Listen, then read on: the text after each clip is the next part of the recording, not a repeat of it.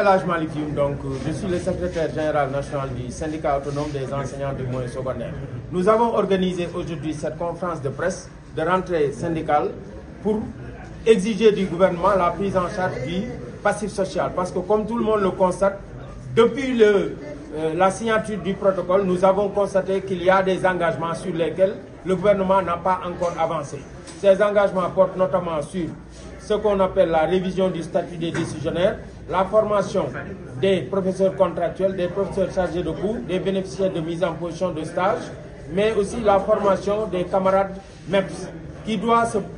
poursuivre et se terminer dans les meilleurs délais. Et aujourd'hui, nous constatons que par rapport aux différentes formations qui doivent se passer au niveau de la FACEF, il y a un retard notoire. Et c'est pourquoi aussi, par rapport à toutes ces questions, si vous y ajoutez maintenant les arrestations multiples et illégales d'enseignants qui sont détenus dans les geôles,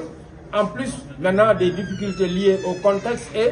de la remise même en question de certains accords importants, tels que les accords sur le plan social, le prêt d'MC,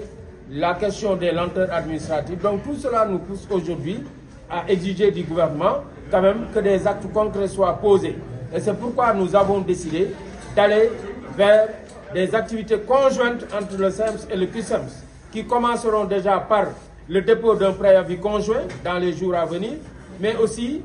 nous allons procéder donc à ce que nous appelons une journée d'action, une journée morte qui sera lancée un peu partout à travers le territoire national et une journée où il n'y aura pas d'école sur toute l'étendue du territoire national en guise d'alerte aux autorités pour leur demander quand même de procéder à l'apurement de ce passif-là. Alors, au-delà maintenant, nous allons évaluer. Cette journée est fixée pour le mardi, décrété journée morte. Il n'y aura pas d'enseignement ni d'apprentissage sur toute l'étendue du territoire national. Et cela, nous le disons pour exiger du gouvernement la prise en charge immédiate du passif social, mais aussi la libération des enseignants arbitrairement détenus pour qu'on puisse en tout cas aller vers une école apaisée cette année-ci. Merci beaucoup. Super. man maa ngi secrétaire général national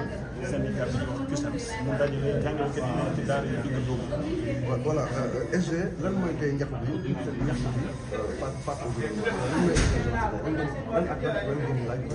waaw dama bëgg a préciser ni tey jii li ñuy wax alliance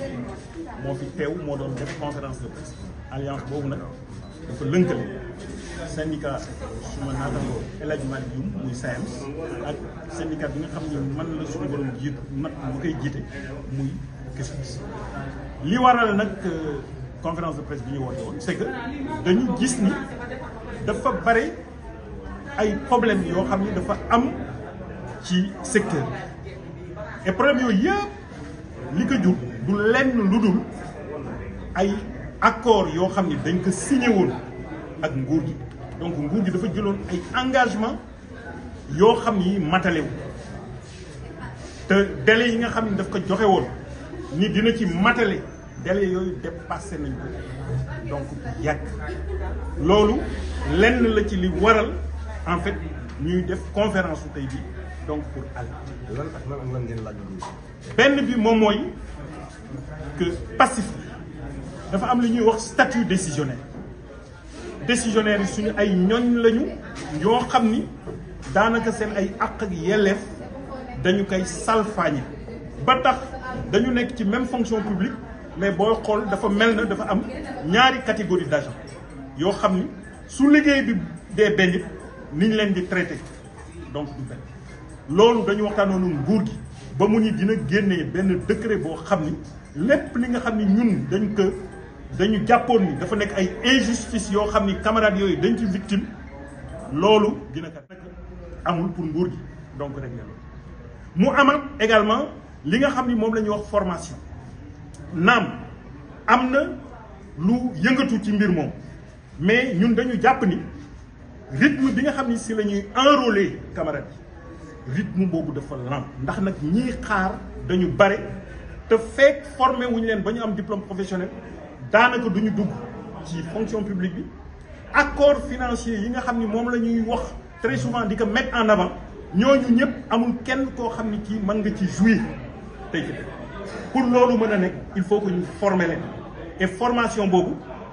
dafa amoon lu ko gàllankooroon mooy xaalis boo xam ne bii nguur gi daf ko waroon verser école yi nga xam ne ñooy fol aujourd'hui 300 millions yi ñu waroon verser genn wàll gi kese la ñuy joxe te am na ay département yoo xam ne dañ leen yoreel loo xam ne lii daaw lañ ko yoreeloon ba léegi mataluñ ko moo tax loolu léegi concrètement lan ngeen fas yéene def. mais action yi ñu mëne lan ngeen programmé alliance. mais xam nga loolu li mu jur déjà mooy lan ñun dañu am ay base semaine yii génn dégg ngeen ñu wax leen ñu leen Matam kat ñoo ngay commencé yëngu ngeen dégg ñun la Guédiawaye mu ngay commencé yëngu feneen mi ngi commencé yëngu ça veut dire que donc ñun dañu am attitude boo xam ni bii booy xool base yi sax fi mu nekk nii seen yaram tàng loolu nag mënut a continuer moo tax dañu bëgg alerter nguur gi ci benn bis boo xam ni dañu décréter ni école morte lay nekk muy talaata juróom-ñaari fan ci weer bis boobu dañu fas yéene réew mi du am fenn foo xam ni fii daañu fa jàng ci benn école bu mën doon en tout cas donc dans le privé loolu nag avertissement parce que ñun jàmm la ñu bëgg dañu décider itam déposer benn préavis de grève boo xam ne ñun ñoo koy bokk préavis nag ku ko déposer ñëpp xam nañ ni da ngay yëglu la ngay yëglu su dee woon nañ la nga waxtaan si ñu indi ci ay solution jàmm mën na am su mënul am nag dañuy jàmmaarloo ak mu amit li ñuy wax suñu ñooñ yi nga xam ne leen jàpp tëj leen te teguñu ko fenn li koy firndeel moom mooy bare na ñoo xam ne jàpp nañ leen tëj juróomi weer ñii juróom-ñaari weer mais biñu leen bàyyee dañu xëy rek bàyyi leen noonu ñoom seen bopp bi ñu laajtee mais lu tax ñu bàyyi leen ñi leen doon gàtt dañ leen wax ne dañu jot ay conseils kese kenn jugé wu leen kenn def leen dara loolu day wane ni en réalité dara taxul ñu jàpp leen lu dul dañ leen bëgg jàpp rek bëgg leen napp def de sorte que nit ñi liberté yi nga xam ne sartu ndeyu réew bi moom moo leen ko may ñu ragal ba dootuñu ko exercer